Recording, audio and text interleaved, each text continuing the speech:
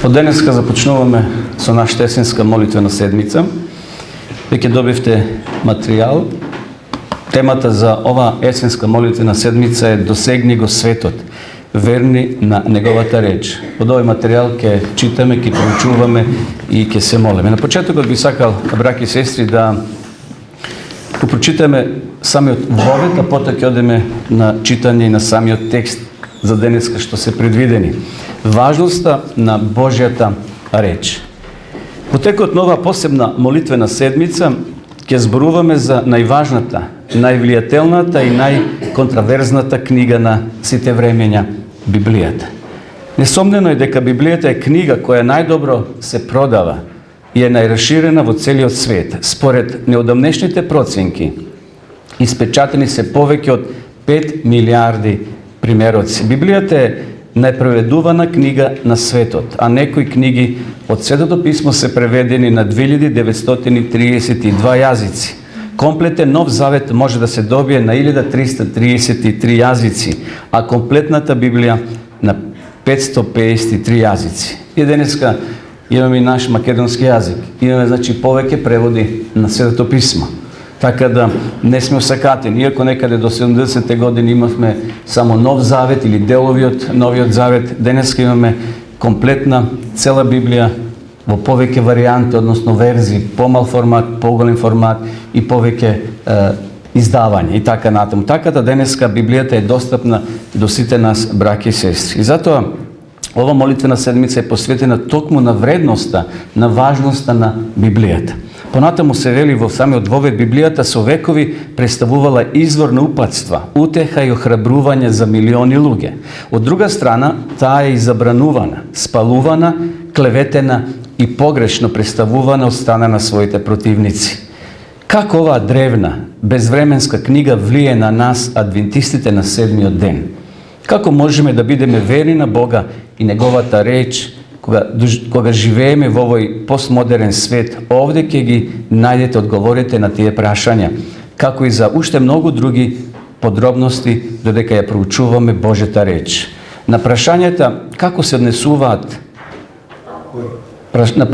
кои се однесуваат на откровението и вдахновеноста на Библијата, ќе пристапиме на практичен начин. Ќе дадеме општи начела за тоа како да ја читаме Библијата верно и релевантно. Офатени се и други важни теми. Како Библијата ми го прикажува Исуса, како ми помага да правам разлика помеѓу доброто и лошото, како ќе ми даде надеж и храброст за овие последни денови. Ви советувам секој ден да одвоите време и како член на светското црковно семејство да научите нешто ново за Библијата, да се молите и да го слушате Божиот глас од секоја страна на неговата реч. Бог нека ве благослови додека се подготвуваме за неговото скорешно враќање. Маран Ата. Ова порака е напишал председателот Тед Вилсон. Од него ќе имаме и првата тема за денеска, првото читање, зошто Светото писмо е толку важно.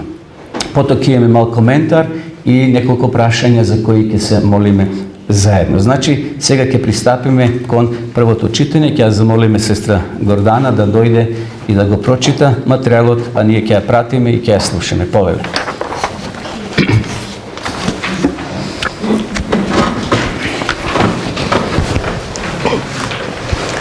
Зошто Светото писмо?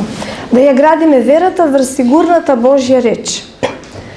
Човек бил умрен и погребан пред повеќе од 40 години, а тогаш, еден облачен ден, мирот на црковните гробишта во Лувертворе, во Англија, бил нарушен додека некоја чудна група се приближувала кон една парцела со лопати во рацете. Собирајќи се околу гробот, свештениците се наредиле со копачите да ги есхумираат остатоците од Џон Виклиф, омилен свештеник и многу ценет оксфордски ученик, кој умрел на 31 декември 1384 година. Есхумираните коски на Виклиф потоа биле спалени и пепелта била расфелана во реката Свифт. Што направил за да заслужи таква судбина? Зошто Римската црква била толку упорна во својата намера да се реши од неговите земни остатоци? Џон Виклиф се осмелил да ја проговори вистината и на својот народ, да му ја предаде Божјата реч на мајчин јазик. Еден век пред раѓањето на Мартин Лутер, Виклиф рекол: "Верувајте му на Христа целосно, во потполност подпрете се на неговото страдање, не да настојувате да се оправдате на кој било друг начин, освен преку неговата праведност." Моќта на Светото писмо. Виклиф знаел колкава е моќта на Светото писмо и бил решен да му го даде на народот на обичен јазик, а не само на латински, јазикот на учените луѓе. Иако соочен со жестоко противење, тој ја работел својата важна работа, објаснувајќи дека англичаните најдобро го учат Христовиот закон на англиски. Мојсей го слушал Божиот закон на својот јазик, а така било и со Христовите апостоли. Библијата на Виклиф имала огромно влијание, бидејќи на илјадници луѓе им дала директен пристап на Божјата реч. Во класичното дело, Фоксовата книга на маченици, Џон Фокс напишал: "Иако го ископаа неговото тело, му ги спалија коските и ја фрлија неговата пепел во реката, сепак Божјата реч и вистинитоста на неговата доктрина, со незините плодови и успех, не можеле да се спалат и тие траат се до денес." Тиндаловата Библија. Вилијам Тиндал, талентиран оксфордски и кембриджиски ученик, кој течно говорил 8 јазици, може би бил најпознатиот преведувач на Библијата и маченик.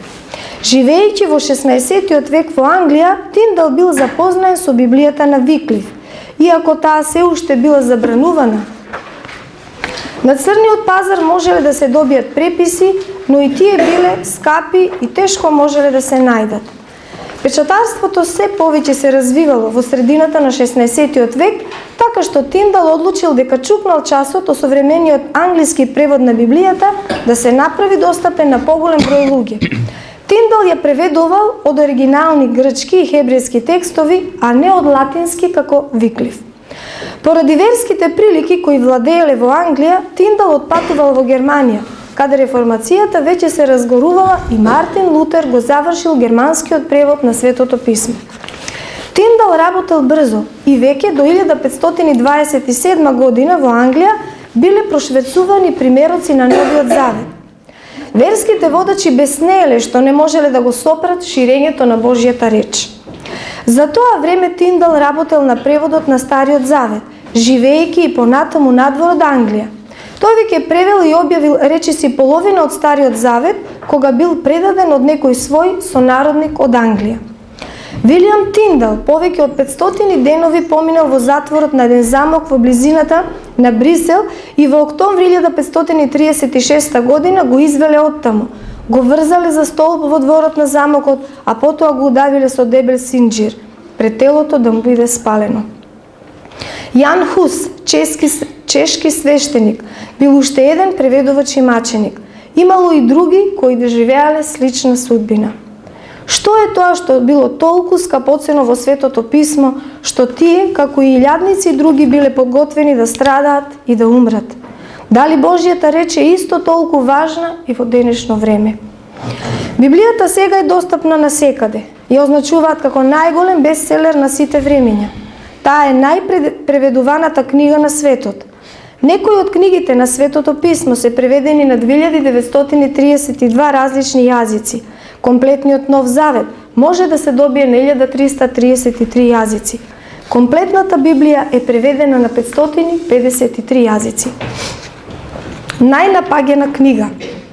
Иако насекаде може да се најде, Библијата може би е една од најмалку читаните, но и најмногу напаѓани книги на нашето време. Иако на некои места се уште ги прогонуваат оние што имаат Библија, во поголем дел од светот нападите на Светото писмо се посуптилни. Еден од најопасните напади доаѓа преку историско-критичкиот метод на проучување на Библијата. Кај овој метод, читателите одлучуваат што е важно, а што не, на што може да и се верува, а што треба да се остави настрана. Читателите се поставуваат над Светото писмо. Уште еден подмолен напад е инсинуацијата дека некој мора да биде учен човек или теолог за да ја разбере Библијата. Воспротивно, тоа ќе биде само површно читање на текстот. Ваквиот аргумент потекнува од Римокатоличката црква, која тврдела дека само учените луѓе од црквата се способни да го толкуваат Светото Писмо.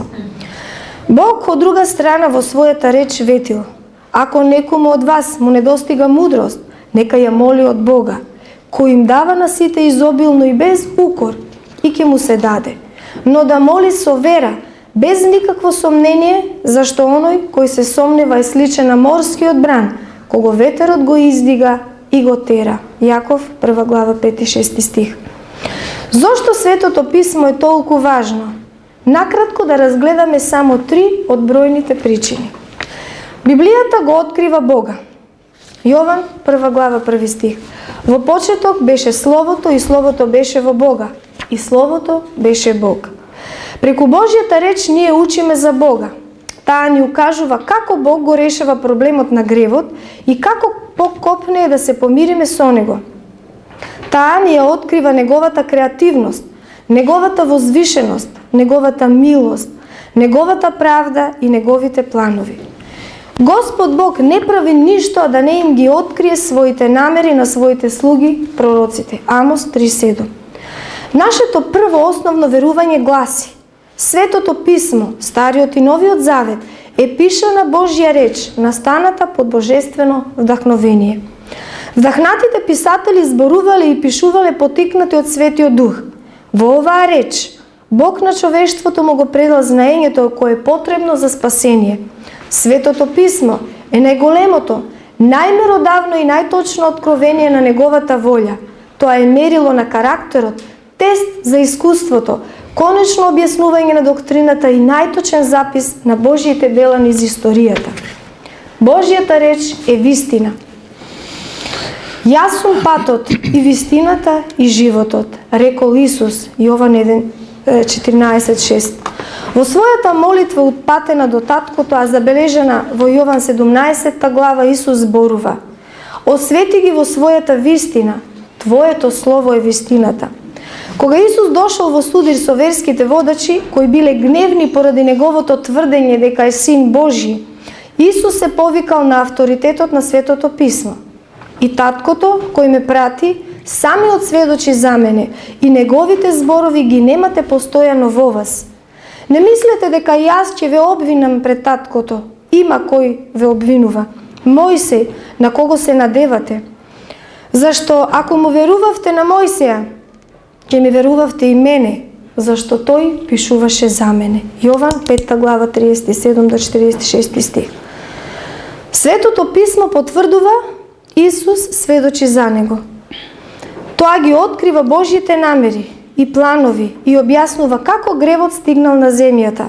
Тоа ни го открива Божјиот одговор на гревот и неговиот однос кон човечките суштества и ни дава увид во Божјиот карактер и неговата природа. Светото Писмо е поучно. Библијата е најобемната и најпоучна историја што луѓето ја имаат, пишува Елен Вајт. Таа е чиста, зашто потекнува од изворите на вечната вистина, а божествената рака низ вековите ја чувала незината неизвалканост. Таа го расветлува далечното миното во кое луѓето со истражување залудно се обидувале да навлезат. Единствено во Божјата реч ја гледаме силата која ги поставила темелите на земјата и ги расширила небесата. Единствено тука наоѓаме веродостоен извештај за потеклото на народите. Единствено тука историјата на нашиот род е дадена, неосквернета со човечка суета или предрасуди. Библијата, како и Исус, се издига над културата, предрасудите и гордоста. Таа ни открива вистината за нас, за нашиот свет, па и повеќе од тоа. Таа не учи како да воспоставиме искрен однос со Бога и меѓу нас, а ни дава и могни ветувања да можеме да живееме доследен духовен живот. Може многу да се направи кој дословно го е прикажано на ја прикажуваме Библијата на луѓето, напишала Елен Вајт. Охрабрете ги да ја прифатат Библијата таква каква што е на вистина, да се молат за божествено просветлување, а потоа, кога таа светлина ќе заблеска, со цело срце да го прифатат секој скапоцен зрак и без страв да ги поднесат сите последици. Светото Писмо е наша заштита. Додека бил на земјата, предмет на Христовото учење и проповедање била Господовата реч. Кажано ни е, Христовите слуги треба да го прават истото. Денес, како и некогаш, битните вистини на Божјата реч се буткаат настрана поради човечките теории и погодувања. Многу заколнати свештеници не ја прифаќаат целата Библија како вдахновена реч. Тие своето мислење го ставаат над речта. И Светото писмо кој го проучуваат почива на нивниот собствен суд. Божествената автентичност на речта се уништува. Така се сее семето на неверување, бидејќи луѓето стануваат збунети и не знаат во што да веруваат. Тој кажувал дека Божјата реч треба да ја разберат сите. Тврдел дека писмото има неотповиклив авторитет и ние треба да постапуваме така. Библијата мора да се представува како реч на бесконечниот Бог, како решение за сите судири и темел за секоја вера. Додека се подсетуваме на вечните на маченици, оние кои биле волни попрво да се жртвуваат себе си отколку Светото писмо, ајде да ја чуваме, да ја учиме и да ја проповедаме моćната жива Божја реч, додека не дојде Исус, за да можеме заедно со Давид да кажеме: во срцето го запазив Твојот збор, за да не сгрешам против Тебе. Амен. Амен. Пази.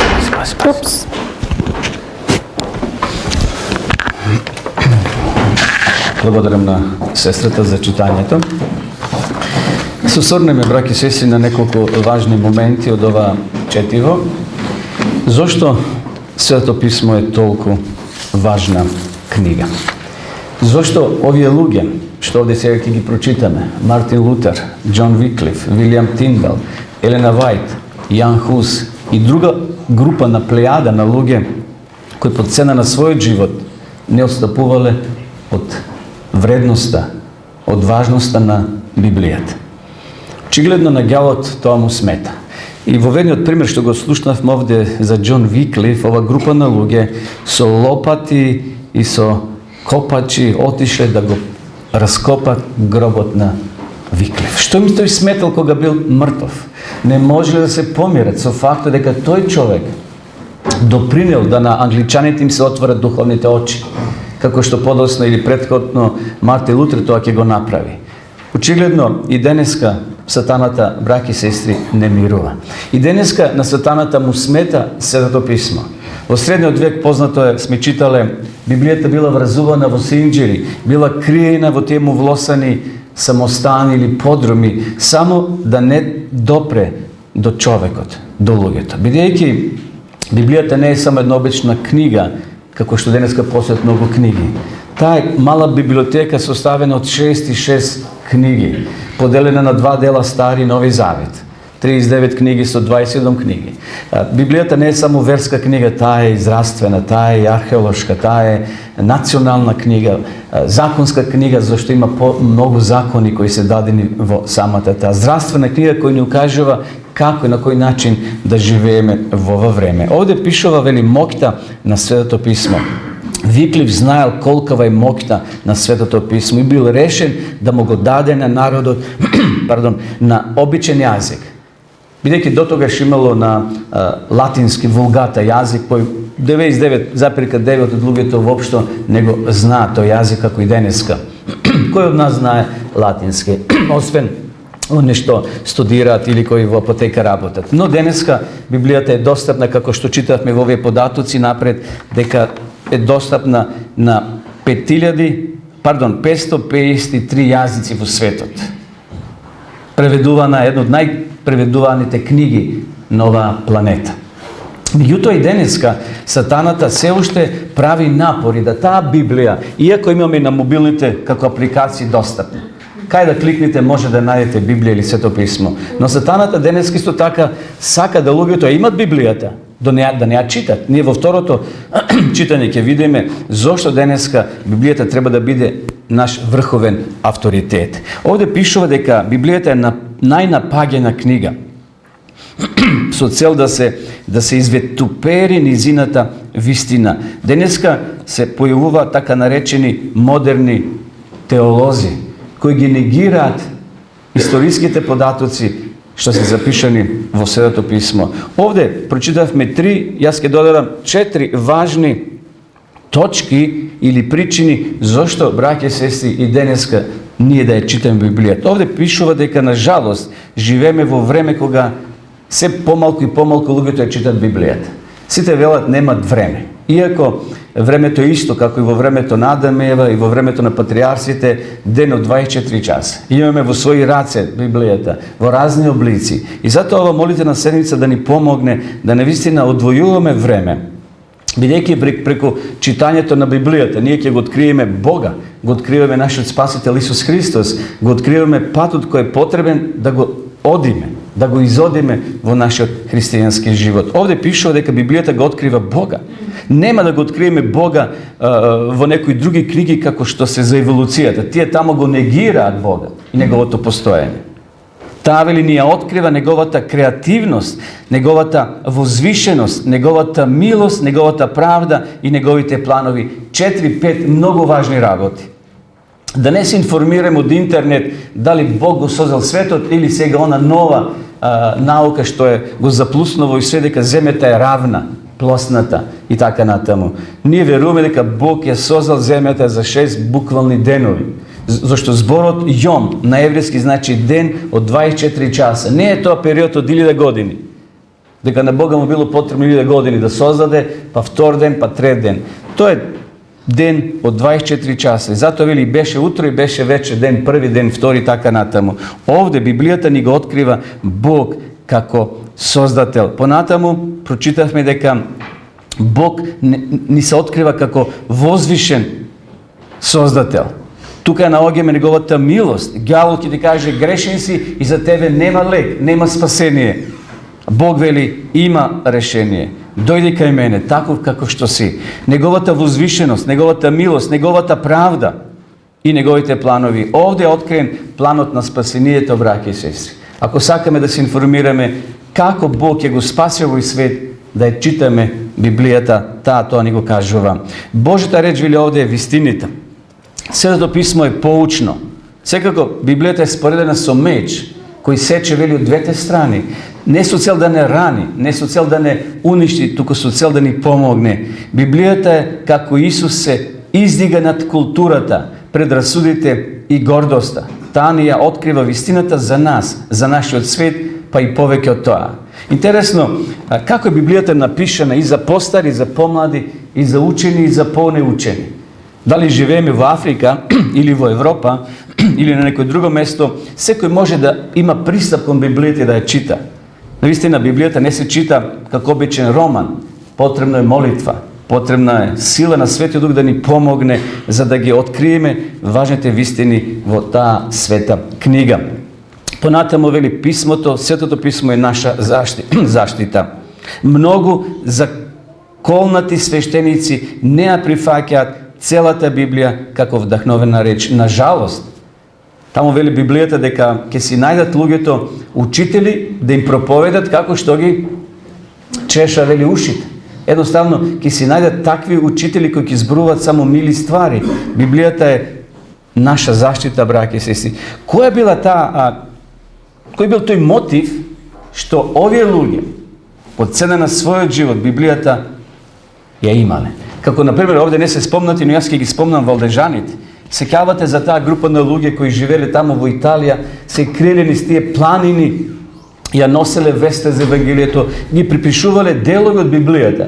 И трговците, тие биле трговци, ги криле тие делови, жените во косата или некои други делови во телото, и така ги пренесувале деловите на Библијата по цена на својот живот, низ тие села, низ Италија. И се собирале горе во планините, таму одржувале богослужба и знаете, читајќи големата борба, дека некој ги предал и дошла полиција, црковна полиција и луѓето биле убиени. Што било тоа кај нив таков мотив да по цена на својот живот не остапат од Светото писмо? Токму овие точки, дека Библијата е вистинита, дека таа ни го открива Бога, дека Библијата е поучна, дека е наша заштита. И затоа, браќи и сестри, нека Господ ни помогне да и ние во ово посебно време да не кажеме Библијата е застарена. ја напишале луѓе. Точно, Библијата напишале околу 40 писатели, но тие биле потикнати, вели Библијата, со Светиот Дух и Бог ги водел. Бог ги инспирирал. Бог им открил настани кои се случиле многу одамна од нивното постоење или време на живење. Како, например, што бил Мојсей. Додека бил во пустињата 40 години, Бог му открил се што се случувало горе, а потоа и во Едемската градина, како дошол првиот грев, како се појавило злото, потопот. Бог, како на филм на Мојсей, тој му го открил и тој тоа го преточил, бидејќи бил писмен, учел во Египет, ја знаел таа писарска школа и тој тоа го преточил, го запишал и денеска ние се восхитуваме кога го читаме Стариот Завет, поточно првите 2 книги од Мојсей. Затоа да не ја отфрлуваме денеска Библијата која нам ни е неопходно потребна. Книга, како овде што пишуваше над книгите. Книга која ги надживела сите династии, сите царства, сите председатели, сите цареви и ќе ги надживе до крајот на светот.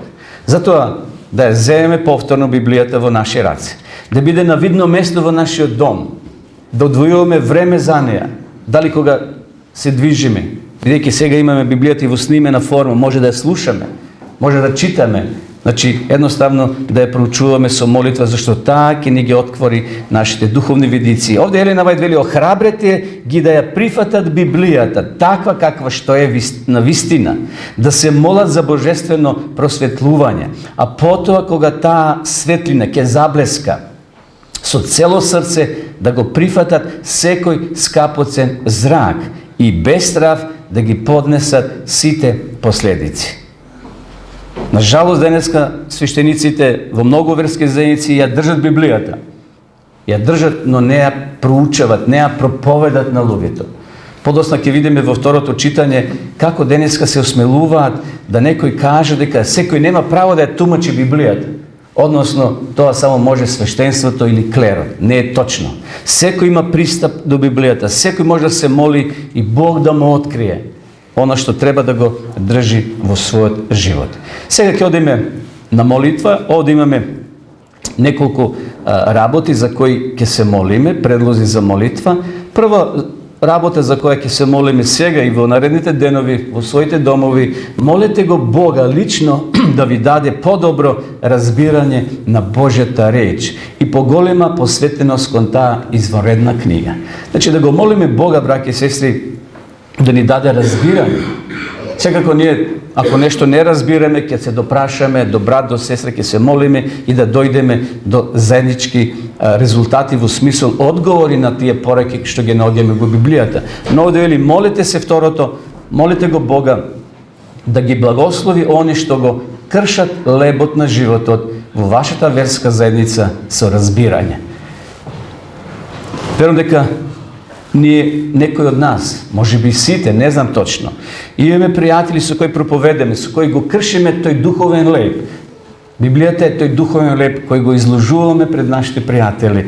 И затоа овде вели да се молиме за таквите, да Бог им даде мудрост, да знаат што да кажат, како да кажат, зашто многу зависи кога ние на луѓето им го кршиме тој духовен леб, дали можат тие тоа да го разберат. И трето, молете се за луѓето насекаде во светот, која немаат таа привилегија да му пристапат на Светото Писмо, бидејќи го нема доволно, или затоа што ги прогонуваат оне што го читаат. Ние во вестите од светот од време на време добиваме информација дека во некои делови на светот луѓето немаат пристап до Библија се уште. Немаат пристап до интернет. И затоа се снимат посебни касети, песни или делови од Библијата, проповеди и како вокмен им се праќаат на тие народи таму да слушаат. Сеќавате, тоа беше кај нас пред повеќе години. Сега тоа е надмината работа. Но има се уште делови во светот кај што луѓето немаат пристап до Библија или им е строго забрането. И знаете дека до неодамна во Кина беше забранета Библијата. И таму имаше нивна црвена Библија од Мао Цетунг, комунистички режим. Тие мора да ја знаат таа нивна Библија, односно тој манифест на комунистичката партија. Секако денеска се измените, работите во Кина, но ете се уште има делови во светот кај што луѓето немаат пристап. И затоа да се молиме и за таквите луѓе, да Бог едноставно најде начин и пристап да луѓето може да дојдат до Библијата, да им се отворат тие духовни очи. Денеска и многу луѓе физички гледаат, но духовно се слепи, на жалост, и во нашите простори, и на нашите простори овде. Малку луѓе ја знаат вистината во Библијата. Или држат традиција, обичаи, оно што им го кажале свештениците, а на жалост, како овде што читавме денеска, многу законати свештеници не ја прифаќаат целата Библија како вдахновена реч. Тие своето мислење го стават над речта. И Светото писмо кое го проучуваат почива на нивниот собствен суд. Божествената автентичност на речта се уништува. Така се е семето на неверување, бидејќи луѓето стануваат збунети и не знаат во што да веруваат. Да го молиме Бога да бидеме ние мостови при кои ќе потече таа реч Господова до оние луѓе, до оние срца кои се уште живеат во мрак, се уште живеат во духовни синџири и не можат целосно да го отворат своето срце кон Бога. Сега ќе одиме, како што спомнав, на молитва, ќе клекнеме и со нас ќе се помоли сестра Ленче и брат Иле. Одиме на нашите колена.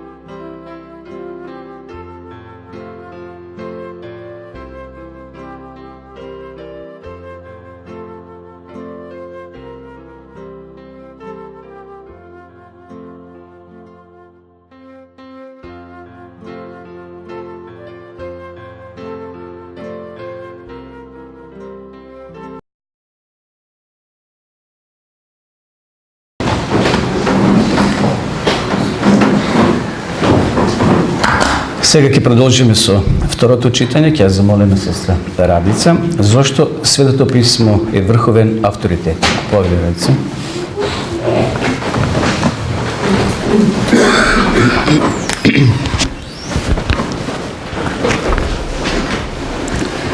Зошто Светото писмо е врховен авторитет? Вдахновениот совет и денес е релевантен како и во времето кога бил напишан. Во 606 година пред новата ера, Израел бил пред една од најголемите кризи во својата историја. За само неколку години, 586 година пред новата ера, царството Јудеја ќе биде уништено. Царот Јоаким, владетел од 609 до 598 година пред новата ера, станал вазал на Египет плаќајќи високи даноци. Наредната година, 605 година, пред новата ера, во битката кај Каракемиш, Навуходоносор II го победил фараонот Нехо II и египетската војска, притоа менувајќи ја политичката карта на регионот. Јоаким сега бил принуден својата лојалност и сојуз да ги префрли од Египет на Вавилон.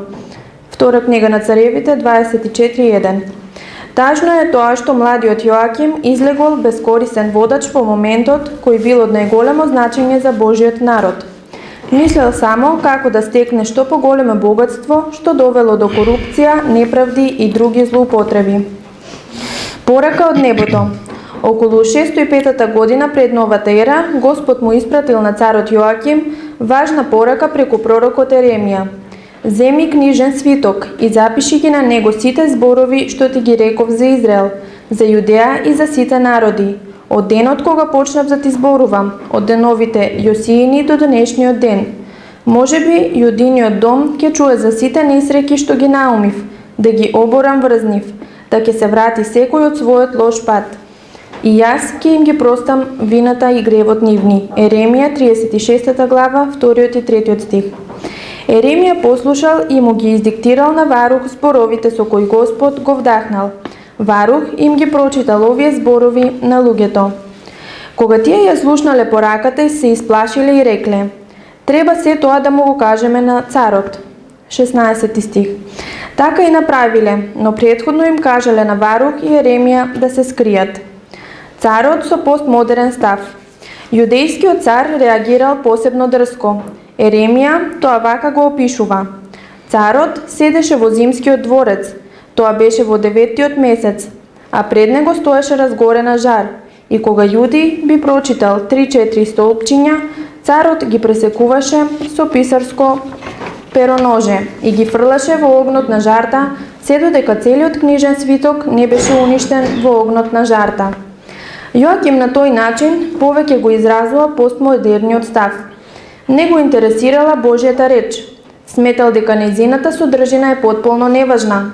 Верувал дека Божјата реч не представува никаков авторитет.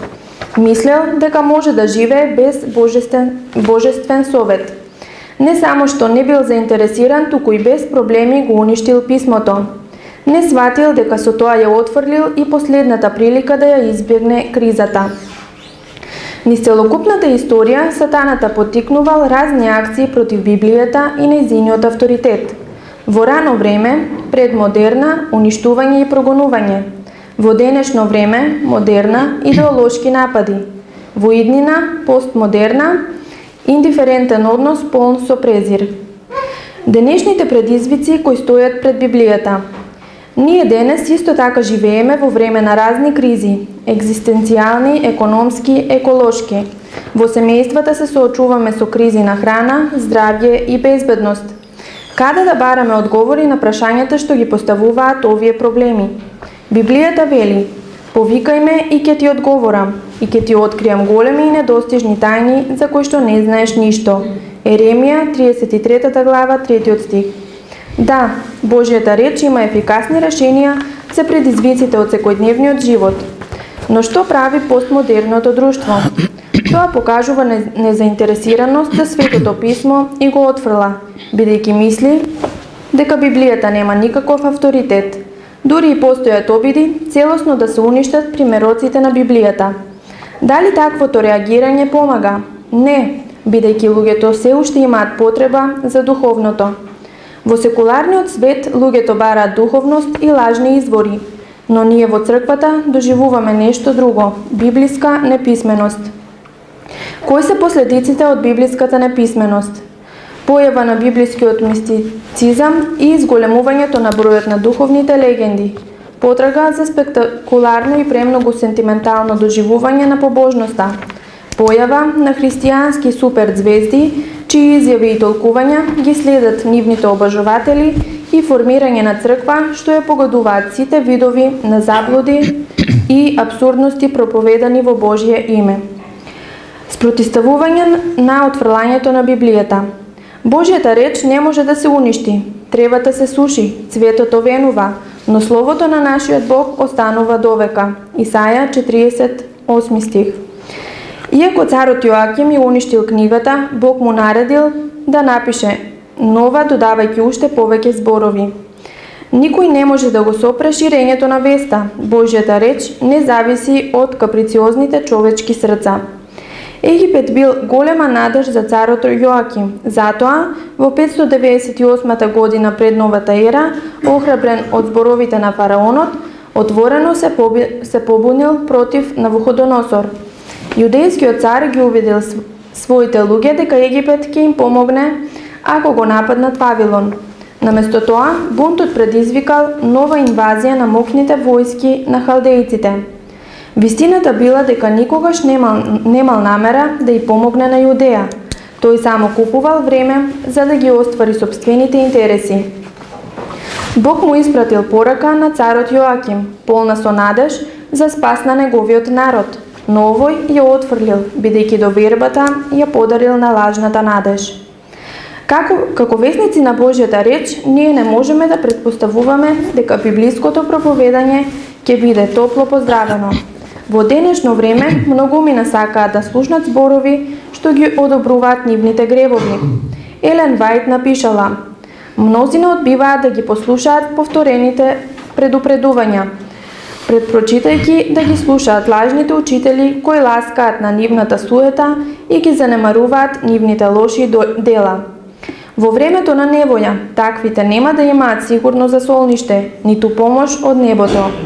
Божите одбрани слуги треба храбро и трпеливо да се соочат со невоите и страдањата што ќе ги снајдат поради префрлување, занемарување и погрешно разбирање.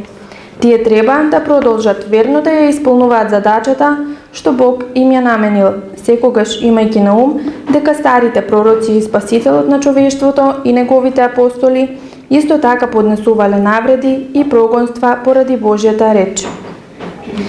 Заклучоци за авторитетот на Светото Писмо. Бог е единствениот кој ја познава еднината. Тоа е извор на сите податоци што ги наоѓаме во Библијата. Исаја 46:10. Не смееме да очекуваме дека луѓето лесно ќе ги прифатат библиските пораки. Јован 15 од 18 и 19 стих. Постмодерното друштво има тенденција на отфрлување на Божјата реч во вид на незаинтересираност и презир и повеќе сака да верува во лажни концепти и филозофии. Откровение 3:17. Библиската неписменост поттикнува несигурно верско искуство засновано на лични интереси. Матеј 7 од 21 до 23. Божјата порака ќе остане и покрај тоа што луѓето го отфрлаат и понекогаш го уништуваат Светото Писмо. Матеј 24:35. Библијата представува врховен авторитет, затоа мораме да се сосредоточиме на нејзините пораки. Псалам 119:106 стих. Амин.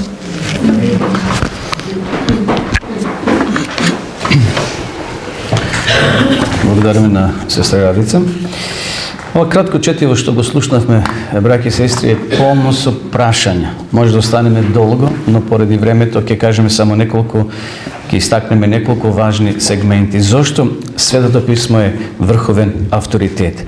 Овде на почетокот видовме со овој цар Јоаким, кој не ги слушал Божите пораки преку пророците и знаеме како завршило неговото царство.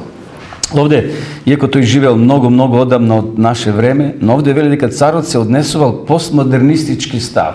Како и денеска ние живееме во овој постмодернистички став. Се што пише во Библијата денеска, овој свет го ставува на испроба. дали вреди или не вреди. Не само библиската работа, и многу други работи се проверува. Ако на човекот му одговара, ако има корист, работи го. Тоа превладува во светот. Ако не, отфрли го. Меѓутоа, овде вели дека денешните предизвици кои стојат пред Библијата, односно пред нас. И денеска се појават разни кризи, дали во семејство, дали овде вели во економијата, дали во екологијата, дали во општеството. Насекаде постојат кризи. Каде да бараме одговори на прашањата што ги поставуваат овие проблеми? Бог вели овде во Библијата, текстот е во Еремија: повикај ме и ќе ти одговорам и ќе ти ги откријам големите, недостижни работи. Нажалост, денеска ова општество во кое живееме веруваат и бараат одговор на некои погрешни места. Што било тоа што учениците толку силно тргнале по Исуса да го следат? Тие приметиле во него дека тој има една посебна мисија, дека тоа е нешто посебно од останатите учители кои биле во тоа време. Бидејќи ова група на Исус од 12 апостоли не била единствена, имало и други групи учители кои го проповедале Стариот Завет, кои зборувале за Бога. Но овие биле едноставни луѓе. Исус одбрал едноставни. Ние синоќа учевме за Захе и за Матеј, кои биле царинарници, и Бог ги повикал. Меѓутоа, секако Бог повикал секого и денес, но на жалост не се одзвиваат сите кон Христа. Овие луѓе го прифатиле Христе како авторитет. Тие биле сведоци и на неговото вознесение. И тоа денеска е преточено во Библијата, е запишено, и ние го веруваме тоа, дека навистина тоа се случило, дека Библијата е една Божја книга која денеска ни е достапна, ни е дадена. Овде ова четиво има неколку заклучоци, јас со тоа ќе завршам ова тумачење, но пред тоа сакам да кажам дека денеска вели мнозина одбиваат да ги слушат повторените предупредувања. Библијата зборува дека крајот на светот е тука. Секако Божиот крај, односно Божиото скоро и нашето скоро не е исто, но ние сепак треба да бидеме подготвени, зашто ние старееме, ние боледуваме и ние умираме. Исчезнуваме од овој свет и за нас е веќе готово. Христос како да дошол. И затоа, нека и за нас, браќа и сестри, Библијата биде врховен авторитет. Да се консултираме со Библијата, а преку Библијата ние се консултираме всушност и со Бога. Еве, накратко да ги спомнам пред да одиме повторно на молитва. Бог е единствениот кој ја познава еднината.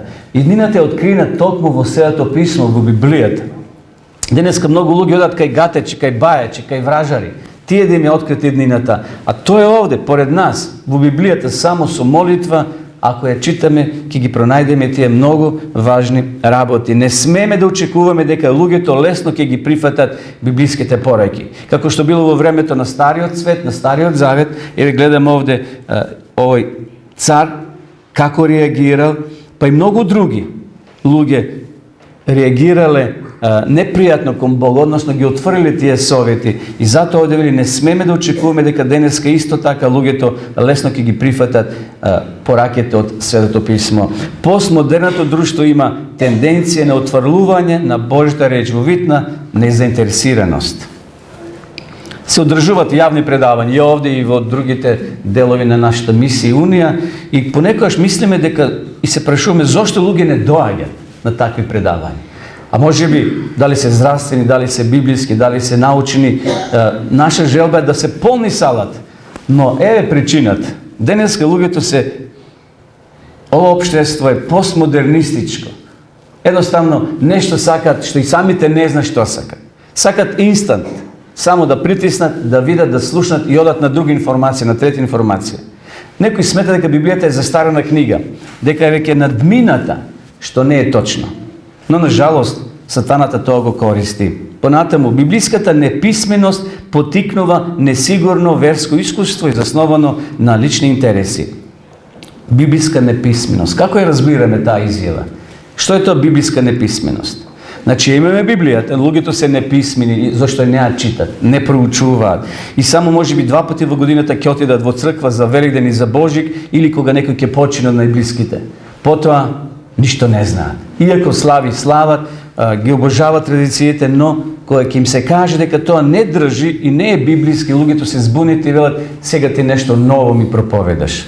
На жалост, денеска, во овој 21 век, браќи и сестри, постои библиска неписменост. Понатаму вели овде Божјата порака ќе остане и покрај тоа што луѓето го отфрлат и понекогаш го уништуваат Светото писмо.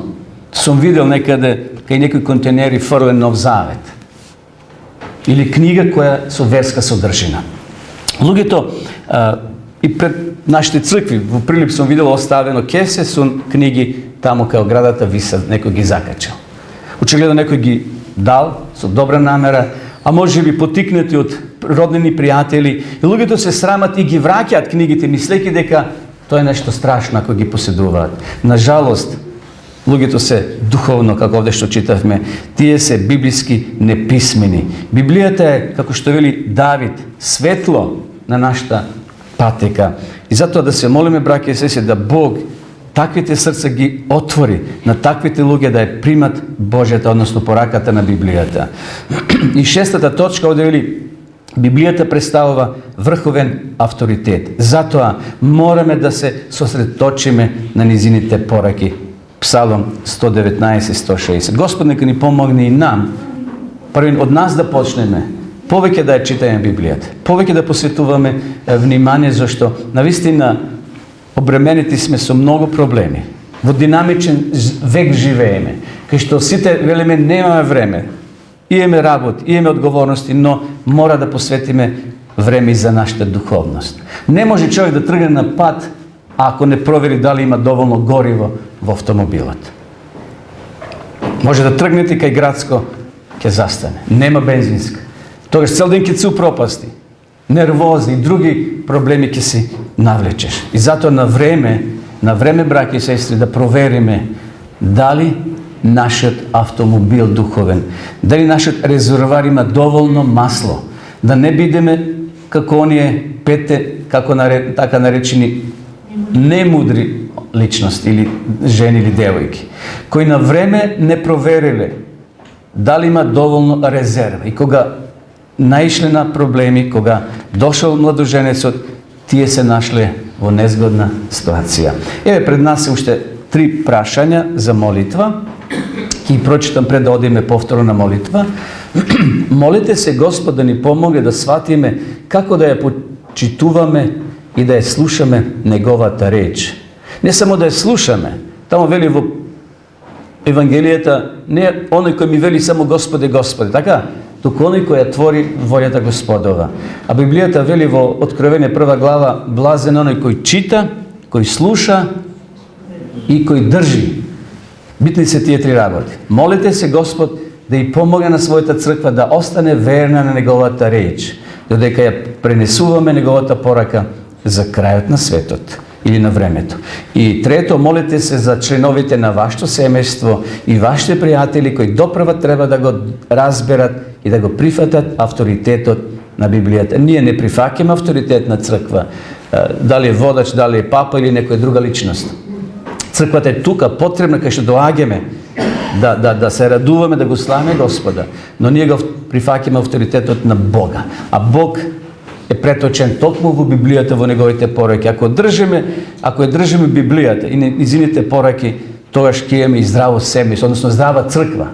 Зборам за семејството на црквата, кај што ќе бидеме навистина единствени. Сега ќе одиме повторно на молитва, ќе ги замолиме сестра Невена и сестра Нинка да се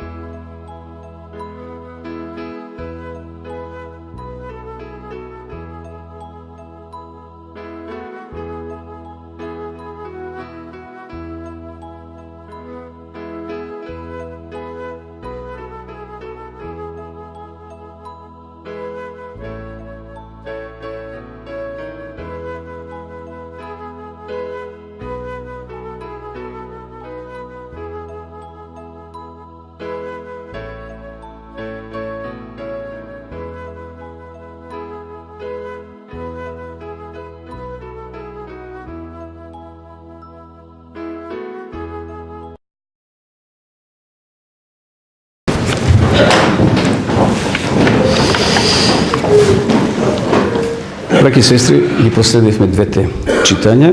На крајот само да порачам дека нека Господ ни помогне да навистина ова молитвена седмица биде еден исчекор во нашиот живот, да ја сватиме важноста на Божјата реч, дека Библијата е потребна како наша духовна храна за наше преживување во овој 21 век пред Христовото доаѓање. Господ нека не води и нека не благослови во тоа. Амин.